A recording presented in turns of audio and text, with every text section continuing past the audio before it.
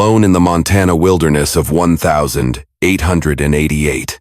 A starving schoolteacher collapses in the snow when hoofbeats thunder. Closer will the stranger be her salvation or her doom?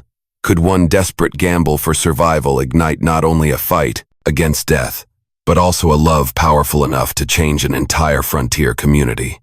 The wind was a blade sharp and unforgiving, and it found every seam in my worn wool coat. Each gust felt like a personal assault, an icy fist that stole the breath from my lungs and whipped tears from my eyes that froze instantly into crystalline shards on my cheeks. Before me the world was an endless suffocating canvas of white, the snow so deep.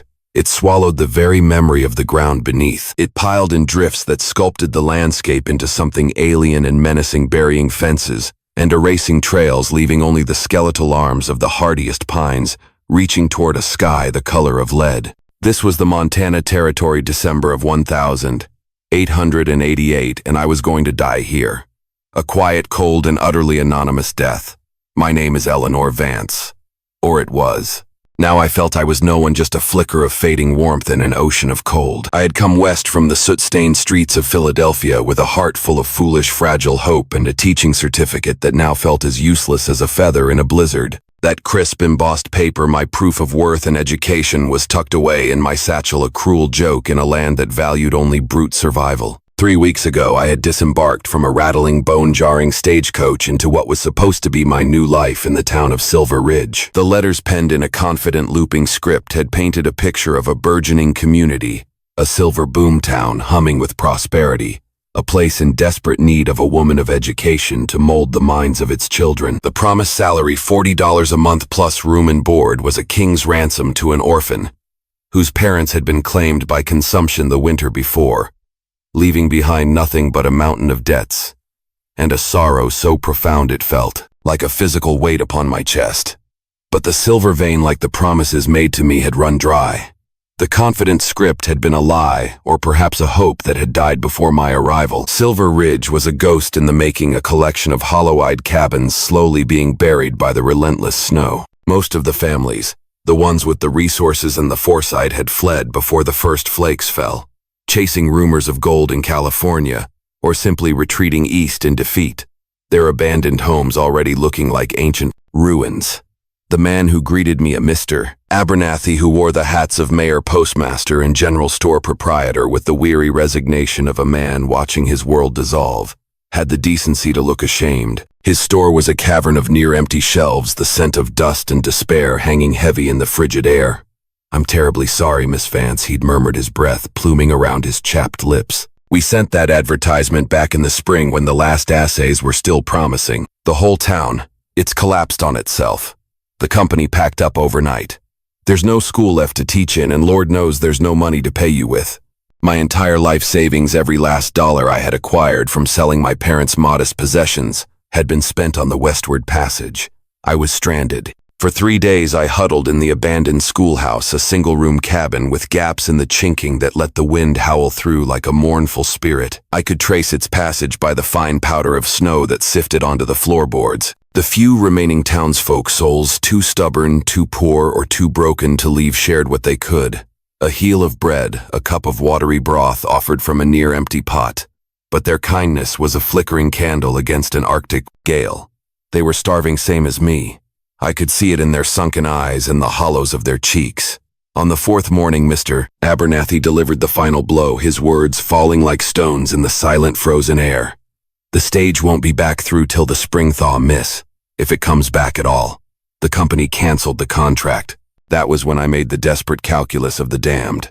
The next town of any significance, a place called Dawson's Fork, was said to be 100 miles south. 100 miles. The distance was an abstraction, a number on a map that bore no resemblance to the brutal frozen reality outside the door. To stay in Silver Ridge was to slowly freeze and starve, a passive surrender to the inevitable. To walk was to risk a quicker, more violent end, a final desperate confrontation with the wilderness. But walking at least felt like a choice. It felt like fighting back against the crushing weight of fate. Mrs. Abernathy, a woman whose face was a roadmap of hardship, her hands chapped and raw from work, tried to dissuade me. She took my own hands, which felt frail and useless in her calloused grip. That's nothing but wilderness between here and there, child, she pleaded, her voice raspy. Wolves and worse, mountain cats, not to mention the cold. No place for a lady alone, especially in this weather. You'll be dead by nightfall. Her words were wise, but wisdom was a luxury I could no longer afford. Desperation is its own form of currency. I packed my meager belongings into a small satchel.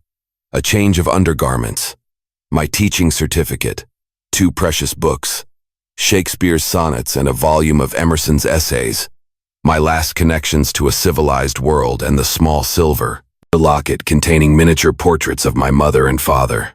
Their faces, so full of love and life, were a painful reminder of all I had lost. Mrs. Abernathy pressed a small cloth-wrapped bundle into my hands, her eyes shiny with unshed tears. It's not much, she apologized. It was a half loaf of stale bread and a small tin of salted beef. It was likely more than she and her husband would eat for the next 2 days. It was a sacrifice that humbled me to my core. The first day my spirit burned with a defiant fire that kept the cold at bay. The sheer savage beauty of the landscape was intoxicating, a terrifying and magnificent spectacle. Snow-laden pines stood like silent white-robed sentinels, and the sky, when the clouds broke, was a dome of impossible piercing blue. I felt strong, a lone pilgrim on a righteous quest, a heroine in some tragic novel. The illusion did not last. By the second day, the romance had bled out, leaving only the brutal reality of the cold.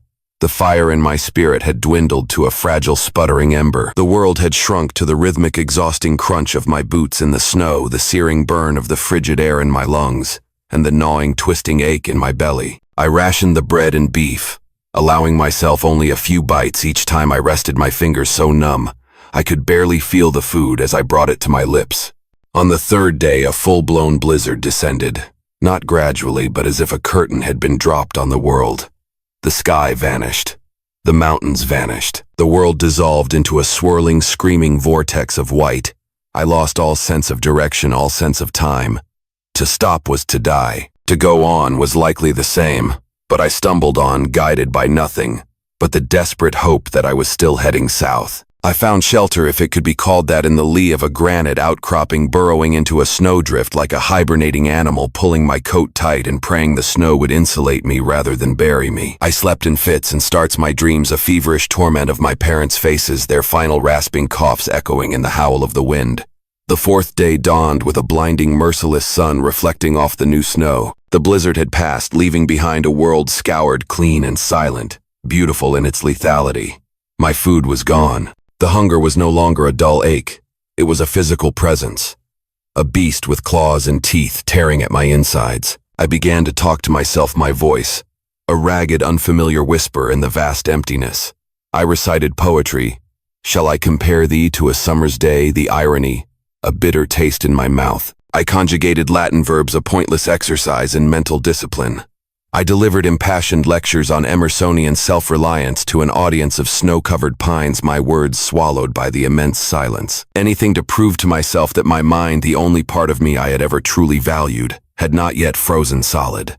Now, on the 5th morning, I knew the end was near. I had fallen again, my legs tangling beneath me with a will of their own, and the effort to rise seemed monumental, a task for a giant, not for the frail, shivering thing I had become. My worn leather boots were cracked and stiff, my feet 2 blocks of unfeeling alien ice. I lay there staring at the crystalline blue of the sky, and a strange, unexpected sense of peace washed over me. I had fought. I had not surrendered, but the wilderness was a foe that could not be beaten, only endured, and my endurance had reached its limit. As my eyes began to drift shut, the brilliant white of the snow turning a soft, welcoming gray, I heard it. A faint, rhythmic thudding. At first I dismissed it as a hallucination, the final trick of a dying mind, the phantom beating of my own failing heart. But it grew louder, closer, more distinct. The sound of hoofbeats, heavy and sure, crunching through the deep snow. A dark shape resolved itself against the blinding white. A rider. Salvation, or the final cruel specter of death. I did not have the strength to care which. My last conscious thought was that the horse was a magnificent creature. A great black beast, its breath steaming in the glacial air like a dragon's. Then the world faded to black. Warmth. That was the first thing I registered. A deep, penetrating warmth that seemed to seep into my very bones, chasing away a cold so profound I had forgotten what its absence felt like. It was a slow, delicious thawing, a return to life that was almost painful. Then came a scent, wood smoke, rich, roasting meat, and something else. Coffee. My eyelids heavy as lead shutters fluttered open. I was lying on a soft feather bed buried under a mountain of thick wool blankets and a heavy, luxuriant buffalo hide. The room was simple but well appointed, with sturdy log walls that had been chinked tight against the cold, and a massive stone fireplace where a cheerful blaze crackled and danced, casting a warm golden glow across the room. I tried to sit up to orient myself, but a wave of profound dizziness sent me sinking back into the pillows, the room tilting alarmingly.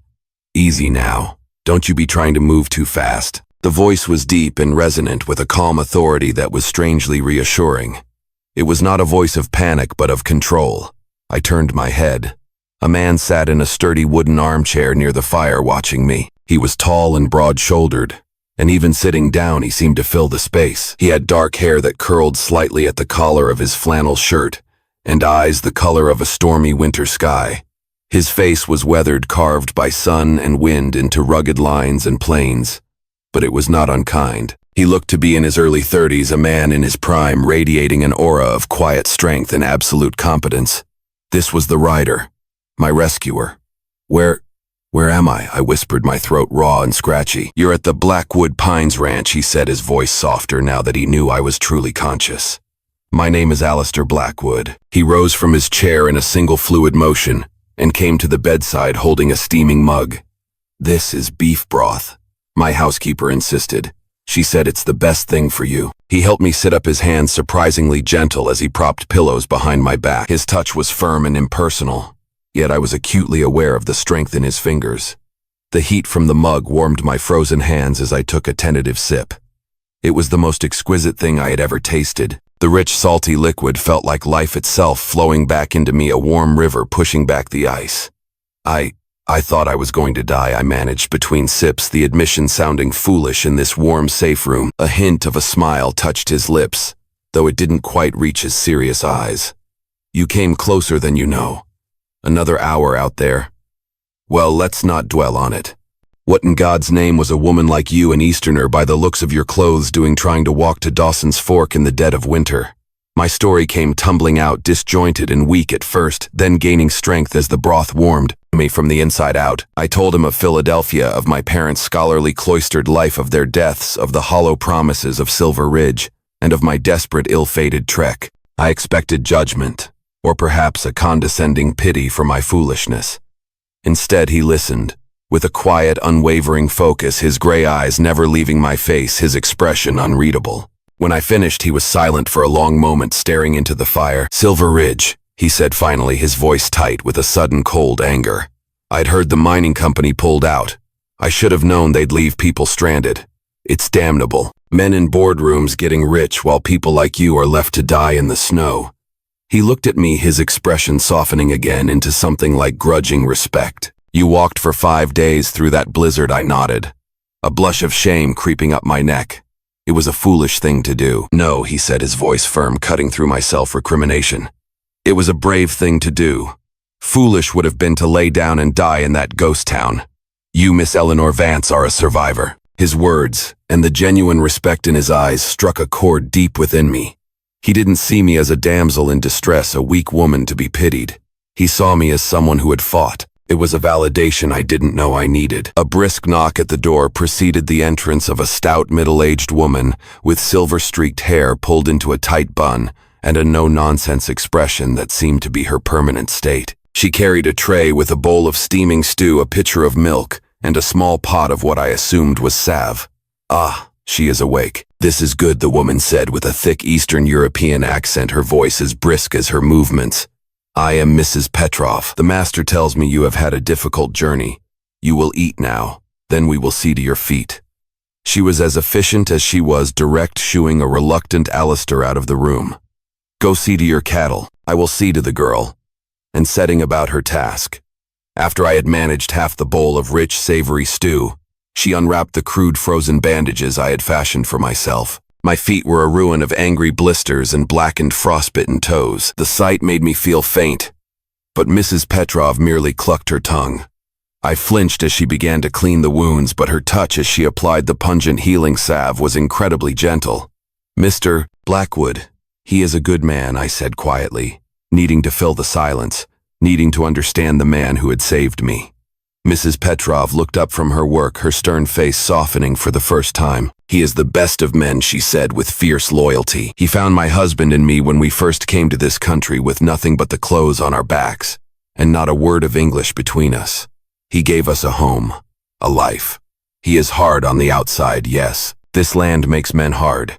But inside, his heart is good. She finished wrapping my feet in clean, soft linen bandages. You will rest now. The master says you are a teacher, a woman of books. This is a strange place for such a person. Her words echoed in my mind as I drifted off to sleep, the warmth of the fire, the comfort of the bed, and the lingering taste of the stew, a stark contrast to the frozen hell I had just escaped. A strange place indeed, and at its center was a strange, compelling man named Alistair Blackwood.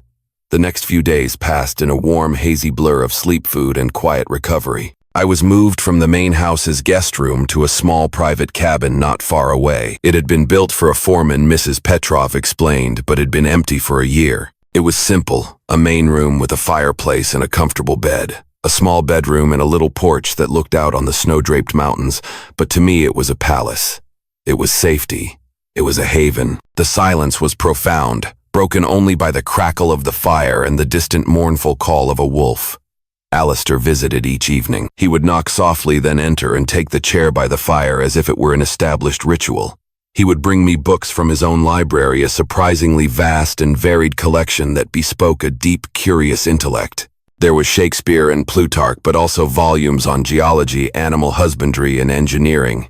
We spoke of literature, of history, of the politics back east. I discovered a man who was not just a successful rancher, but a thoughtful, self-educated philosopher of the frontier. He had built this enormous operation, one of the largest in the territory, from nothing. He'd arrived a decade ago with a single horse and a fierce determination, buying up land that others deemed worthless, and through sheer force of will and shrewd planning turning it into a thriving cattle empire. This land doesn't reward weakness. Eleanor, he told me one evening, his eyes fixed on the flames in my hearth, his profile stark and handsome in the flickering light.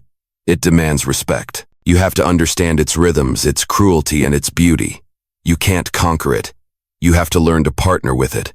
It will break any man who tries to bend it to his will. I found myself drawn to his quiet confidence, his profound connection to the harsh landscape that had nearly killed me. There was a loneliness about him, too. A solitary strength that was both admirable and poignant. He seemed a man perfectly at home in his isolation. Yet I sensed a deep, untapped well of feeling beneath the stoic surface. On the 5th day, my feet had healed enough that I could walk with only a slight limp. I ventured out of my cabin for the first time, wrapped in a heavy fur coat Alistair had provided. The Blackwood Pines Ranch was a small, self-sufficient town unto itself. A massive barn corrals filled with sturdy-looking horses. A bunkhouse for the dozen or so ranch hands. A blacksmith's forge that rang with the rhythmic clang of a hammer, and the main house. A handsome 2-story log structure that was both rustic and refined. The air was crisp and clean, smelling of pine and wood smoke, and the snow-covered valley ringed by majestic white-capped mountains was breathtakingly beautiful. It was a beauty that no longer seemed menacing but protective. That evening, Alistair came to my cabin with a proposition. He seemed more formal than usual, and I sensed this was not a casual visit. I've been thinking about your situation, he began, taking his usual chair by the fire, but sitting on its edge, his hands clasped between his knees. And I've been thinking about a problem of my own. Most of my men, they're good, hard-working souls, but they can't read or write their own names.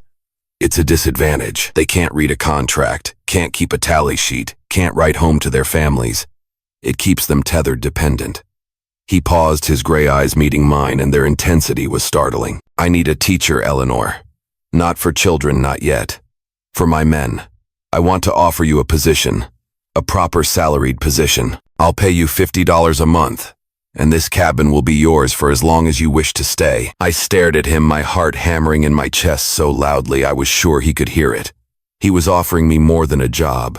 He was offering me a purpose. He was offering me a home here in this wild, beautiful, dangerous place. After all my desperate hopes had turned to ash, here was a providence I could never have imagined. But to teach grown men, I stammered, the practicalities crashing in. Cowboys. Will they even listen to me?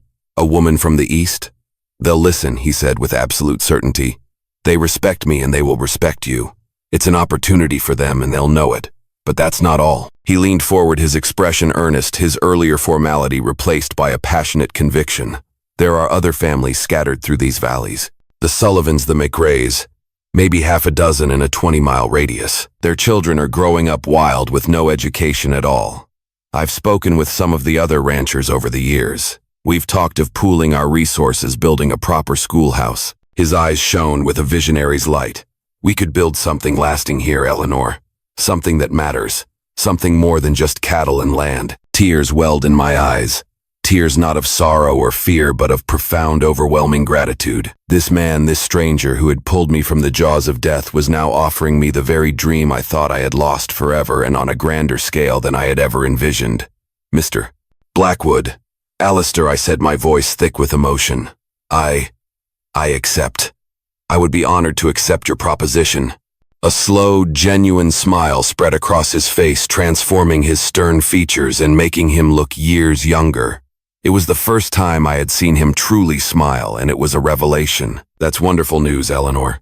Welcome officially to the Blackwood Pines Ranch.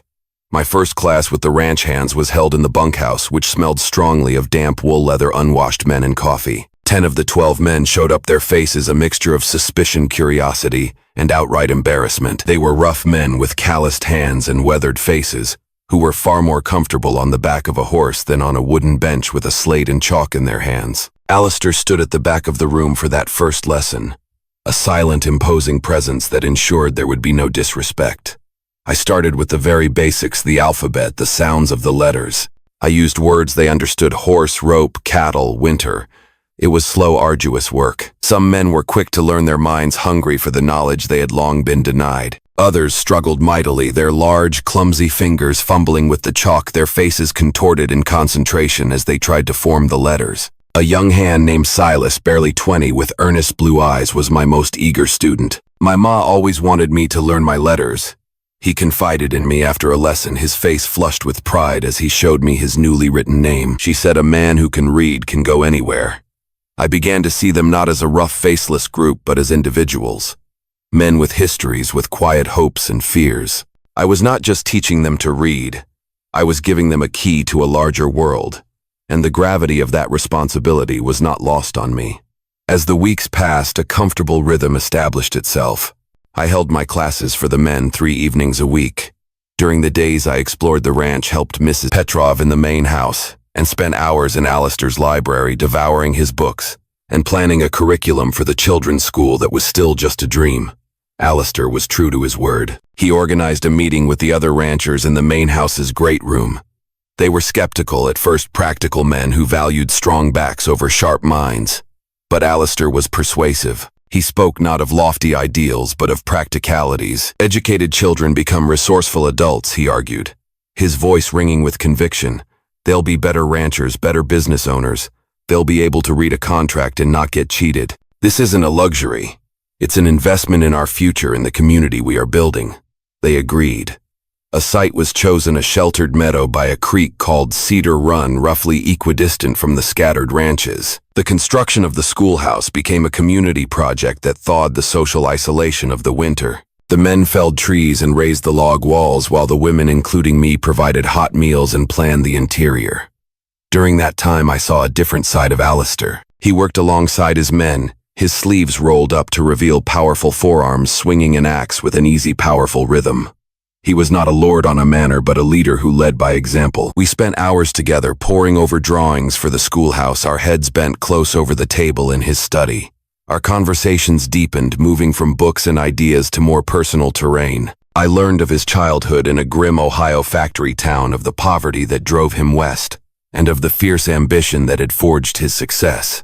And I in turn told him more of my own life, of my quiet, scholarly father, and my gentle, artistic mother, and the suffocating grief that had propelled me from the only home I had ever known.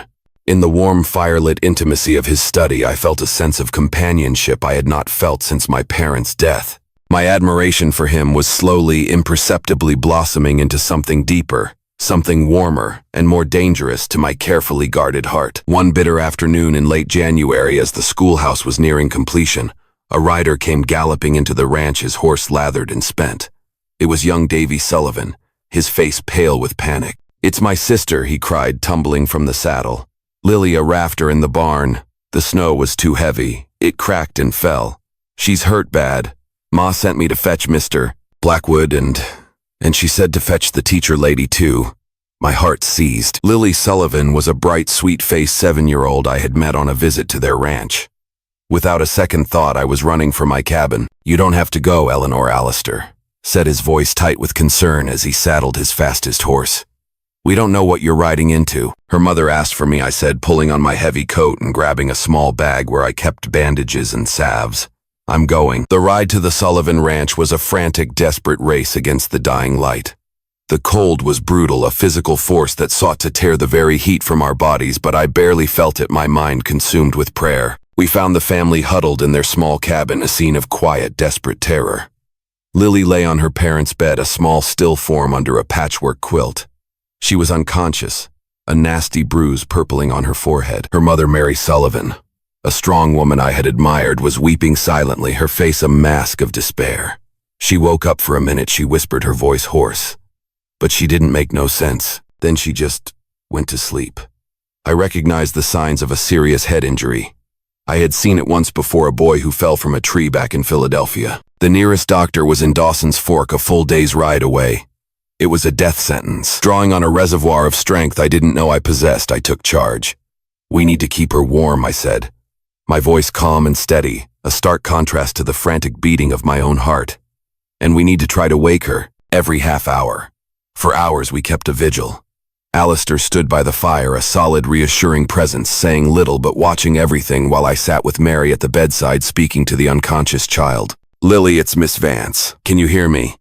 Your mother is right here." Just after midnight, her eyelids fluttered. A small moan escaped her lips. Hope, fierce and bright, flared in the small lamplit cabin. We persisted, and an hour later her eyes opened again, confused but conscious. "Miss Vance," she whispered, her voice a tiny thread of sound. "My head hurts." I have never heard more beautiful words. By dawn it was clear she had a severe concussion, but the immediate crisis had passed. She would live. As we prepared to ride back to the Blackwood Pines, Mary Sullivan gripped my hand, her eyes filled with a gratitude that needed no words. The ride home was quiet, the rising sun casting a rosy glow on the snow-covered peaks, making them look like celestial cathedrals. "You saved her life, Eleanor," Alistair said finally, his voice thick with an emotion he rarely showed. "You were calm, you were strong. You knew what to do when everyone else was falling apart." I was terrified, I admitted, my own voice trembling, as the adrenaline finally faded, leaving me weak and shaky. "I know," he said softly. "Courage isn't the absence of fear, it's acting in spite of it." He reined in his horse, turning in his saddle to face me. The morning sun illuminated his face, and the look in his stormy gray eyes made my heart stop. "Eleanor," he began, his voice dropping to a low, intense register, "over these past months, watching you with my men, seeing you bring this community together, seeing you tonight, my admiration has become something more, something much deeper." He took a breath as if bracing himself. "I'm not a man for fancy words, but I've fallen in love with you, Eleanor Vance. I love your strength, your kindness, your brilliant mind. I love the fire in your spirit that refused to be extinguished by that storm." The world seemed to tilt on its axis. The words I had secretly longed to hear but never dared to hope for were being spoken with a raw, simple sincerity that left no room for doubt. "Alistair," I whispered, tears blurring the magnificent landscape around us. I was so afraid to feel this. You were my employer, my rescuer. I thought you could only ever see me as the half-frozen creature you found in the snow." "I see the woman who stood up to that storm and walked out of it," he said, his voice gentle. He reached across the space between our horses and took my hand, his gloved fingers closing warmly over mine. "I love you. That's the simple truth of it. And I love you." I finally confessed the words, a joyous, terrifying release. "I think I have for a very long time." He swung down from his horse in one smooth motion and came to my side, lifting me from the saddle as if I weighed nothing. He held me close, his arms, a circle of strength and safety against the vast, cold beauty of the morning. His embrace was not just passionate. It was protective, a bulwark against all the hardships of the world. And there with the rising sun painting the world in hues of rose and gold, he kissed me. It was not a kiss of tentative exploration, but of profound recognition. A homecoming of two solitary souls who had found their other half in the heart of the wilderness. "Marry me, Eleanor," he murmured against my hair. "Be my wife. Be my partner in all of it. The ranch, the school, the life we can build here." Yes, I breathed, my heart so full it felt it might burst from my chest. Oh yes, Alistair. Yes. Epilogue. 5 years later, spring had come to the valley.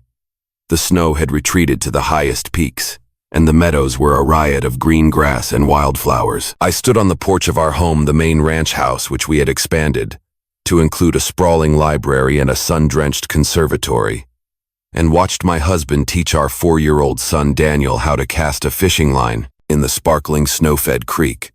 The Cedar Run School was no longer a one-room cabin, but a handsome building with 3 classrooms and 2 other teachers whom I had trained. It served over 30 children from a dozen families, a thriving center of learning and community in our growing corner of the world. Silas, my first star pupil from the bunkhouse, was now my husband's foreman, a literate, capable young man with a bright future who was saving to buy his own small spread.